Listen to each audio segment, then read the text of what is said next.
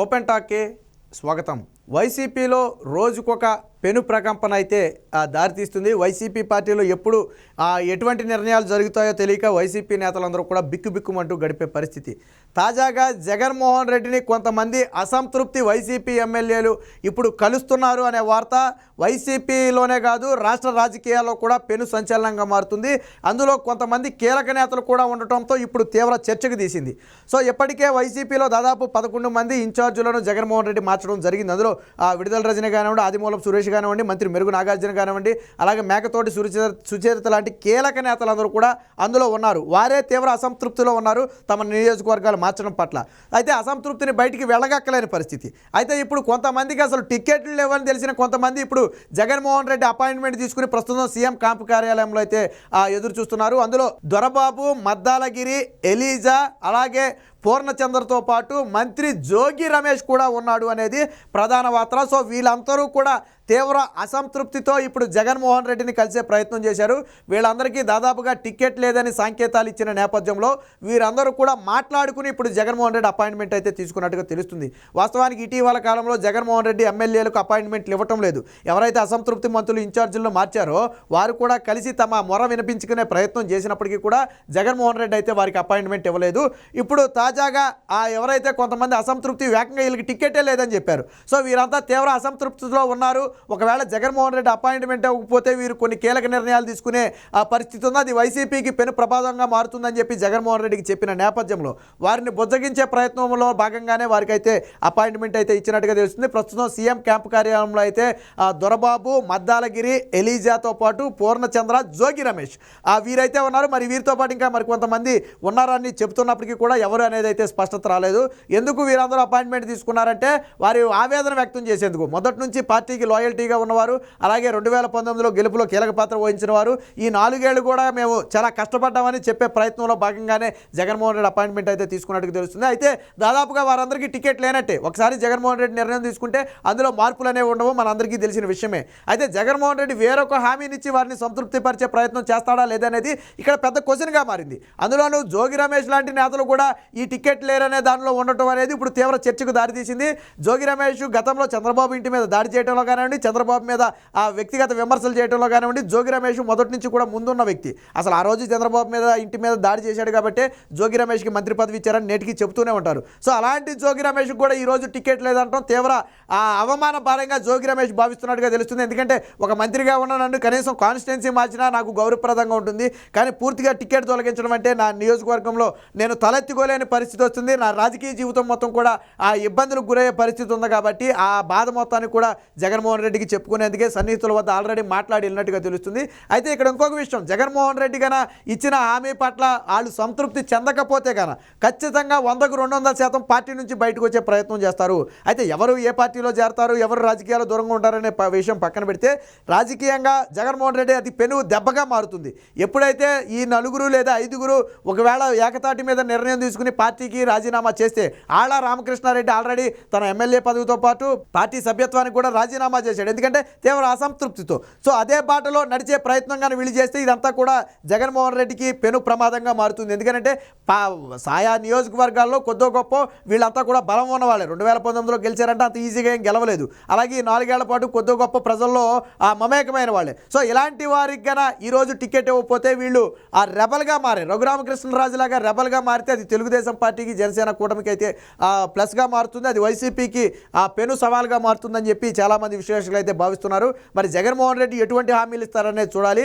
ఇక ఈస్ట్ గోదావరి అలాగే ఉమ్మడి ఈస్ట్ వెస్ట్ గోదావరిలో సీట్లకు సంబంధించి జగన్మోహన్ రెడ్డి తీవ్ర స్థాయిలో కసరత్తు చేస్తున్నాడు. అందులో పోలవరం, చింతలపూడితో పాటు పిఠాపురం లాంటి కొన్ని ప్రాంతాల మీద అయితే జగన్మోహన్ రెడ్డి ప్రత్యేకంగా దృష్టి పెట్టి అధ్యయనం చేస్తున్నారు. పోలవరం కాన్స్టిట్యున్సీ ఎంతో చాలా కీలకమైంది. అంటే అది రిజర్వ్డ్ నియోజకవర్గం అయినప్పటికీ కూడా పోలవరం ప్రాజెక్టు ఉండడంతో ఆ కాన్స్టిట్యున్సీ అనేది చాలా కీలకంగా మారింది. ఇప్పుడు దాని మీద కూడా జగన్మోహన్ రెడ్డి ప్రత్యేకంగా దృష్టి పెట్టడం జరిగింది. అక్కడ టికెట్ ఇప్పుడు తెలంగాణ బాలరాజు ప్రస్తుతం వైసీపీ పార్టీ నుంచి తెల్లం బాలరాజు దాదాపు 3 సార్లు ఏంటో గెలవడం జరిగింది, 4 సార్లు. జగన్మోహన్ రెడ్డి బయటకు వచ్చిన సమయంలో రాజీనామా కూడా చేసి మళ్ళీ ఒకసారి పై ఎన్నికల్లో గెలవడం జరిగింది. అయితే ఆ కృతజ్ఞత భావంతోనే 2014లోను 19లోను టికెట్ అయితే ఇవ్వడం జరిగింది. ప్రస్తుతం తెల్లం బాలరాజు మీద తీవ్ర స్థాయిలో వ్యతిరేకత ఉందని చెప్పి స్థానికంగా మాట్లాడుకోవటం, అందులో పోలవరం ప్రాజెక్టు పనులు పూర్తి కాకపోవటం, ఇవన్నీ కూడా స్థానికంగా ఎమ్మెల్యే మీద అయితే ఎఫెక్ట్ చూపే పరిస్థితి ఉంది. అదేవిధంగా ఇదే సమయంలో తెలుగుదేశం పార్టీ నుంచి ఇన్ఛార్జిగా ఉన్నటువంటి బొరగం శ్రీనివాసు తీవ్ర స్థాయిలో పోలవరంలో టీడీపీ పునర్నిర్మాణానికి కృషి చేయటం, కీలకమైన ప్రాజెక్టు ఉన్నటువంటి ప్రాంతంలో నిర్వాసితులకు మొదటి నుంచి అండగా ఉండటం, వరదల సమయంలో ఆ ప్రాంత ప్రజలందరికీ కూడా సొంత ఖర్చులతో భోజన ఏర్పాట్ల దగ్గర నుంచి అన్ని రకాల సౌకర్యాలు చేయడంతో పాటు ఈ గతంలో 2019లో ఏదైతే టీడీపీ ఓటమి చెందిన ప్రాంతాల్లో కూడా ఎంపీటీసీ జెడ్పీటీసీ స్థానాలను గెలిపించి వాటిని తిరిగి తెలుగుదేశం పార్టీకి కంచుకోటలుగా మార్చడం, ఏదైతే తెలంగాణ నుంచి ఏర్పడినటువంటి మండలాలు ఉన్నాయో, తెలంగాణ నుంచి మనకు కలిసిన మండలాలు ఉన్నాయో, ఆ మండలాల్లో తెలుగుదేశం పార్టీని బలోపేతం చేయడం కోసం గత 4 ఏళ్లుగా అయితే తీవ్ర స్థాయిలో కృషి చేస్తున్నారు.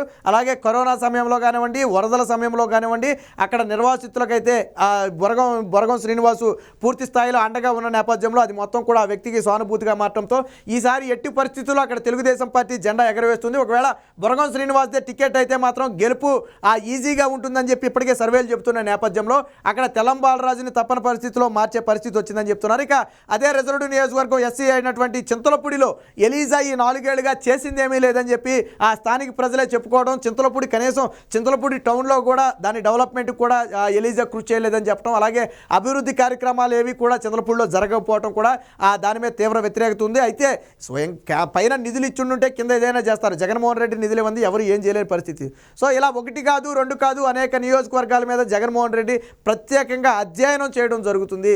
సరే, మిగతా విషయాలను పక్కన పెడితే ఇప్పుడు దొరబాబు కానివ్వండి, ఎలీజా కానివ్వండి, జోగి రమేష్ కానివ్వండి, పూర్ణచంద్ర కానివ్వండి, వీరంతా కూడా జగన్మోహన్ రెడ్డిని కలవడం అనేది వైసీపీలో పెను ప్రకంపనలకు దారితీస్తుంది.